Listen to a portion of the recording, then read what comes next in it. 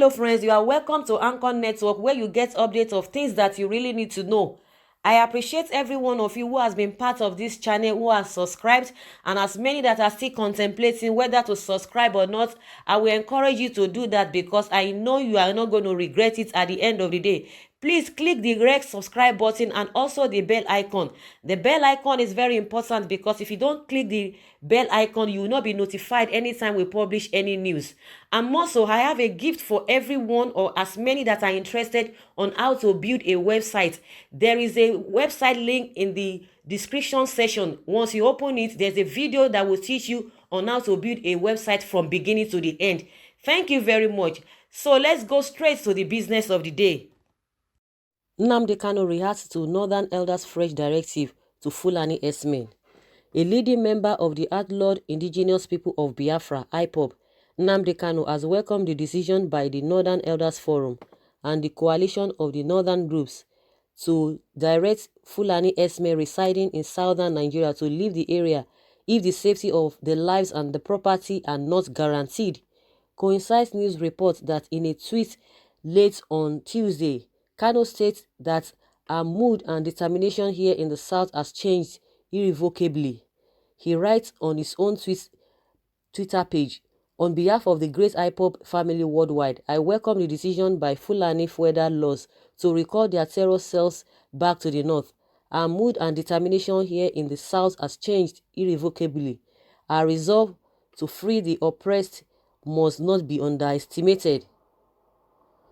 Record this online news media reported yesterday that the chairman of the forum, Ango Abdullahi, said at a news conference in Abuja that there is a move by some trouble elements to engage elders in violence in southern parts of Africa's most populous nation, thus their latest decision.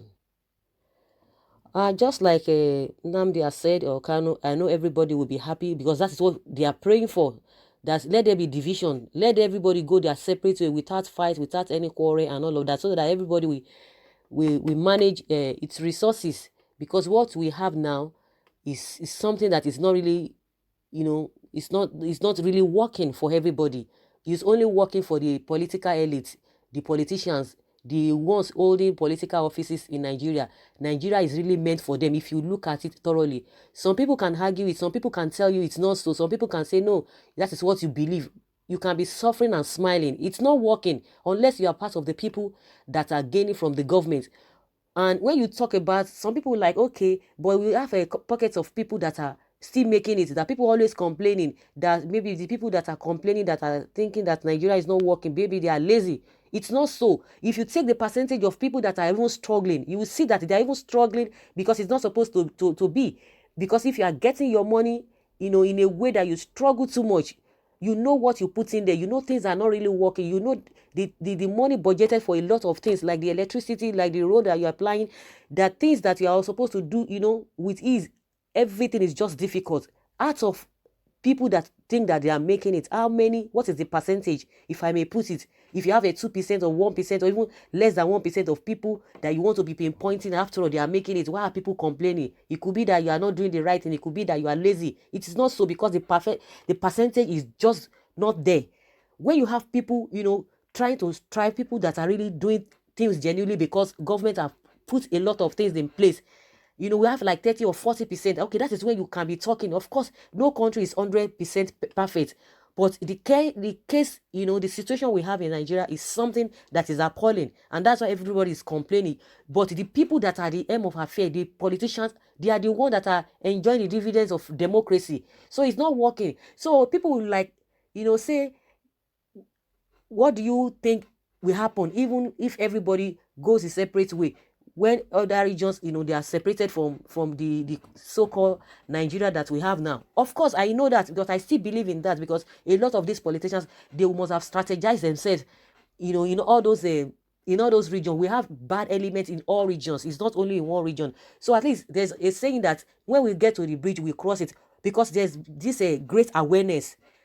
People are beginning to be aware of things that are happening, things that these politicians are doing, and some group of people have been, they've taking it upon themselves. They want to enlighten people. because majority of the people that even still go out to vote or they are still support these politicians, most of them are not even informed. When they just give them little peanuts, that is just it. Or some people are just fanatical, they just loyal to people irrespective of what they do. They are just loyal to people to a fault. There are a lot of people like that, but few people that are really learned, that are really that really understand what is happening, that these politicians are doing to us. They are the ones coming out to tell this set of people that are not even informed, or that don't even want to change, that these things that these politicians are doing to you is not the right thing. When somebody just start a road, just few meters, oh, they start praising the person to high heavens. Oh, this politician has done this. They say, oh, don't blame the person. What if he had not done it? What would have happened? After all, some people were there before, they couldn't do anything. That is fallacy. We need to begin to open people's eyes to see the way these people are really ripping us off, these politicians. So by the time everybody goes back to his region, they will start from there, because the awareness is already there. So when we get to that bridge, we will cross it. But for the now, because at the center, the power is too just powerful at the center, and the people at the center don't want to devolve power to the other local governments or the governors, because we have some kind of list that even the state governor cannot do. You have to go to Abuja to go and get a permission to be able to even do some things in your state, which is not really too, it's not too open to them. They are not too free to do that. But that does not mean the governors don't have their own responsibilities. If we have a serious governors that will do it, everybody is to be blamed at all levels. It's not only one person, most especially the ones that are holding political offices. So if everybody goes their own way, because there's that division now, there's that, there's that hatred, there's no unity. Don't let me use that hatred. There's no unity amongst ourselves. Coupled with the fact that we speak different languages, we have a different cultures, irrespective of our geographical location, that we have been put together, even as a country. There is that division, because somebody who is who is from far north, and somebody who is from the far south, or anyhow, if I may put it that way, they don't have anything in common. They don't have any. When you talk of a culture, when you talk of the behavior, when you talk of understanding, they are so different. There is difference amongst themselves. Apart from the fact that we have the same color, we are so different in even in religion, even in culture, we are so different. And these politicians, they have used that one also to divide us the more. So it's a welcome development. Nobody is telling them to move, because they brought this ultimatum in the first place. Like people that always condemn or complain about some of the Southerners that are making some statements, they didn't just wake up to make such statements because something came from somewhere. They didn't just make it up because these guys, they started it first. People are telling them, if you want to stay in an area because you're moving, your kind of business that you do is infringing on people's lives, not even properties alone. Just stay in a place, buy a portion of land, do your business there. We have a lot of people that are doing their businesses and they are not causing mayhem to other people's lives. So why is it that your own business is just, is the talk of the town every now and then with the talk of Fulani Esme, and people will still be defending them? But now it's beginning to come to their doorsteps. I think they will understand that language. But we still have some people that are so stubborn, that so adamant that no, it is not these people.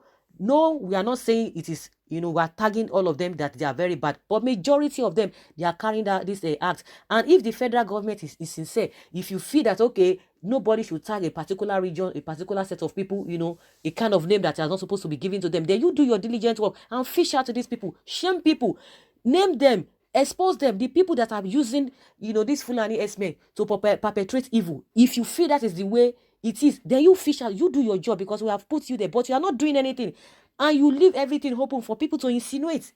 So that is just how it is, and that's why you see that a lot of things are really escalating beyond measures.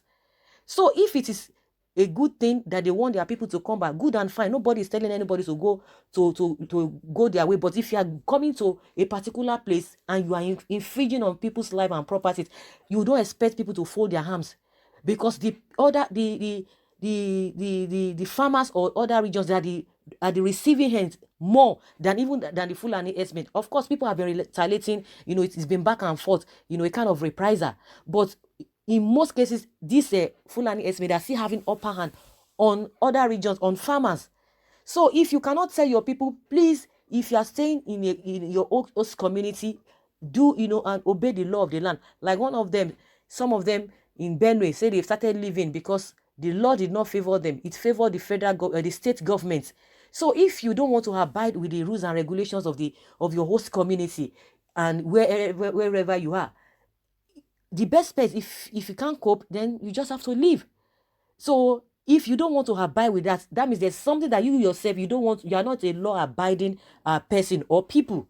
So if they feel, or their elders have told them to come back to the north, good and fine. If it's that one is going to curb a lot of problem, fine, because they have the land, they have all it takes to be in their place. I see no reason why they will be moving from places to places. If you want to get your business, if you want to, to make your movement move forward, there are some things that you need to get together. If it is that water you're talking about, it's that grass that you're talking about, invest in your business, and you yourself, you will have peace, your children will have peace, everybody will be, every area will be peaceful. So maybe this is the breakthrough or the roadmap to this, calling for, let there be a separation among the regions, let everybody go their own way, just like the way it is being practiced in the UK. We have each country coming together as a country. We have them like that. If it's going to be like that, good and fine. So everybody will manage their resources. If there's going to be a problem, they will solve their problem at that particular level. There's always, problems will always come. Once they come, you have a way to tackle it. You don't say, because you are thinking that it's going to be, you're envisaging problem and you don't want to do anything about it. You must take that steps. And once you get to that area, or you get to that bridge, you will cross it. So guys, that is just my opinion concerning, what Nnamdi has said, that he really welcomes it, he supports it, if that will curb the insecurity and the problem we've been having. Please, if you have anything to say, or you want to add to what I've said, of course, I know that you guys are so much, you are too loaded. I would like to hear from you by putting down your comments in the comment section, so that we'll rub minds together. Thank you very much. I appreciate you all. Bye.